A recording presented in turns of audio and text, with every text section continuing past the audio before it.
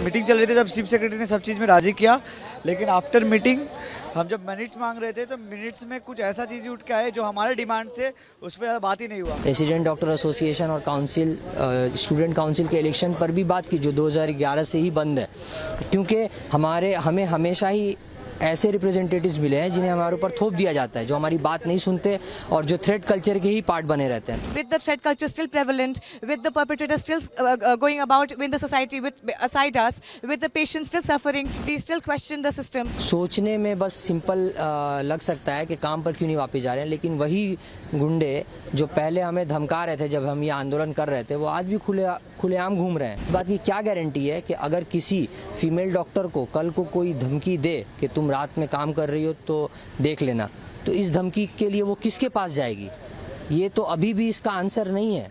For 41 days counting, we have been on the streets demanding for basic human rights, demanding for justice.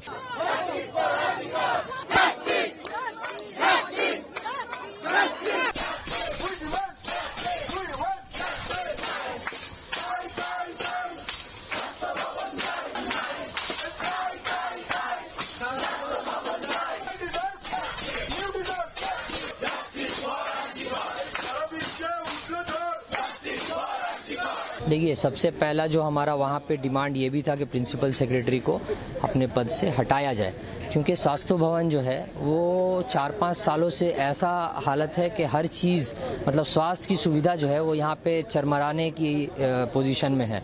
तो हमारा पहला ये demand था, जिसे ये कहा गया कि वो उस पर बात नहीं होगी, वो नहीं माना जाएगा।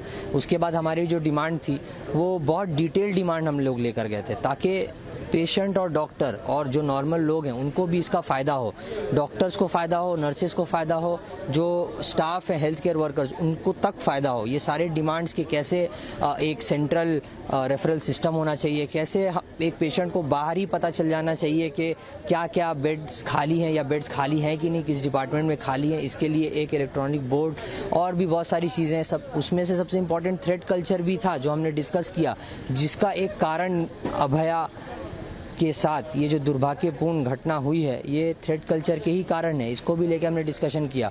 उसके साथ ही साथ हमने रेसिडेंट डॉक्टर एसोसिएशन और काउंसिल स्टूडेंट काउंसिल के इलेक्शन पर भी बात की जो 2011 से ही बंद है, क्योंकि हमें हमेशा ही ऐसे रिप्रेजेंटेटिव्स मिले हैं जिन्हें हमारे ऊपर थोप दिया जाता है, जो हमारी बात नहीं सुनते और जो थ्रेट कल्चर के ही पार्ट बने रहते हैं। तो हमने ये सारे बातें रखी और कहा गया कि हाँ ये मान लिया जाएगा, ये भी मान लिया जाएगा, लेकिन जब वही लिखित तौर पे देने की बात आई डिटेल में कि ये चीज़ों पे बात हुई है, इन चीज़ों को माना गया है, तो वो हमें नहीं मिल पाया।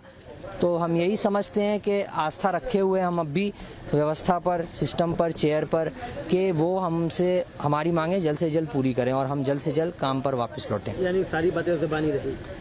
हाँ, अभी ज़बानी ही रही, हम लिखित तौर पे कुछ भी बता नहीं पाएंगे कि ये क्लैरिटी है, क्योंकि ऐसा कोई डॉक्यूमेंट हमारे पास हमें नहीं मिला। बहुत सारे लोग आज उम्मीद कर रहे थे, बहुत सारे लोगों से हमने बात की तो ऐसा लग रहा था कि आज के बाद जो आपकी मीटिंग होगी कुछ फ्रूटफुल रिजल्ट निकलेगा, उसके बाद से ये मूवमेंट जो है उसके आगे सोचा जाएगा कि उसको ख़त्म करना है कि नहीं करना है। अब क्या पोजीशन है? देखिए, हम भी यही सोच रहे थे कि हमारी आज मीटिंग हो और उसमें जो व्यवस्थाएं जो ख़राब हैं उन पर बात हो, उनका समाधान निकले, जिस तरह से हम जल्द से जल्द सीज वर्क ख़त्म करके काम पे लौट पाएँ, क्योंकि ये सुप्रीम कोर्ट में भी बताया गया है कि हम लोग सीज वर्क क्यों कर रहे हैं। थ्रेट कल्चर, सुविधाएं, ये सब कुछ बहुत प्रेवलेंट हैं। ये मतलब सोचने में बस सिंपल लग सकता है कि काम पर क्यों नहीं वापस जा रहे हैं, लेकिन वही गुंडे जो पहले हमें धमका रहे थे जब हम ये आंदोलन कर रहे थे, वो आज भी खुलेआम घूम रहे हैं। तो इस बात की क्या गारंटी है कि अगर किसी फीमेल डॉक्टर को कल को कोई धमकी दे कि तुम रात में काम कर रही हो तो देख लेना, तो इस धमकी के लिए वो किसके पास जाएगी? ये तो अभी भी इसका आंसर नहीं है। ये हमें मौखिक तौर पे कहा गया है कि ये होगा, लेकिन हम जब तक हमें एक डायरेक्टिव ना मिले तो हम किस बात को लेकर पब्लिक के सामने या लोगों के सामने आएंगे कि हमने ये अचीव किया है या हमें ये मिला है सही तौर पे। तो हमारी डिमांड यही थी। और जब तक हमें डायरेक्टिव प्रॉपरली नहीं मिलता कि ये चीज़ें हुई हैं, एक ब्लूप्रिंट नहीं आ रहा है, तब तक हम अपना ये आंदोलन कंटिन्यू करेंगे। और ये जो यहाँ पर हमने सिट इन प्रोटेस्ट किया हुआ है स्वास्थ्य भवन पे, वो भी कंटिन्यू करेंगे। हमारा जो मूवमेंट है, ये मूवमेंट तब तक चलेगा जब तक अभया को जस्टिस नहीं मिलता। Today when we went in, we were very, very hopeful because we also have a common goal, or so that we thought, of ending this dreadlock system. For 41 days counting, we have been on the streets demanding for basic human rights, demanding for justice, demanding for threat culture to end in our own healthcare facilities.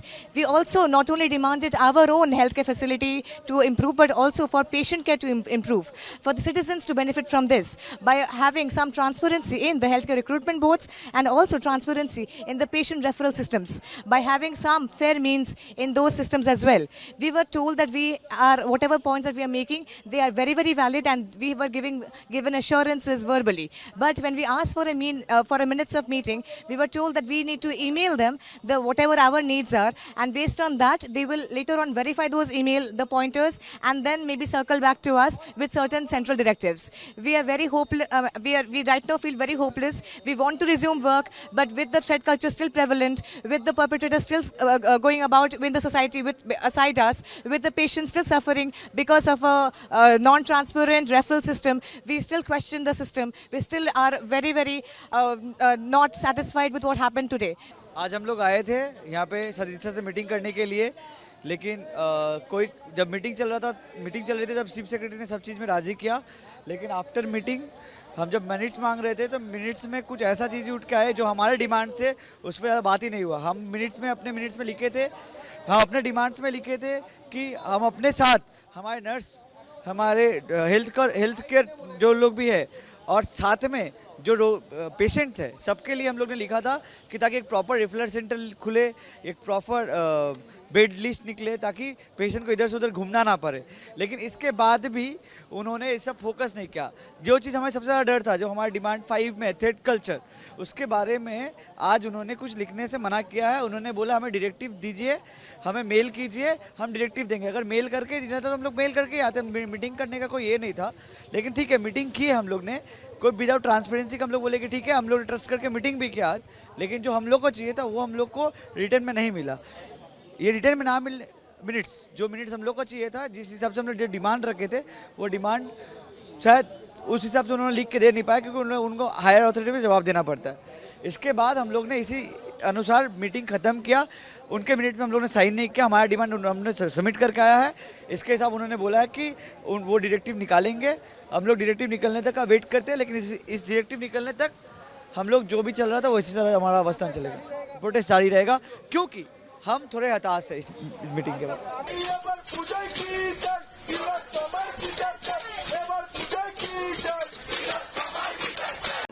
If you like this video, then like, share and subscribe to ET Now.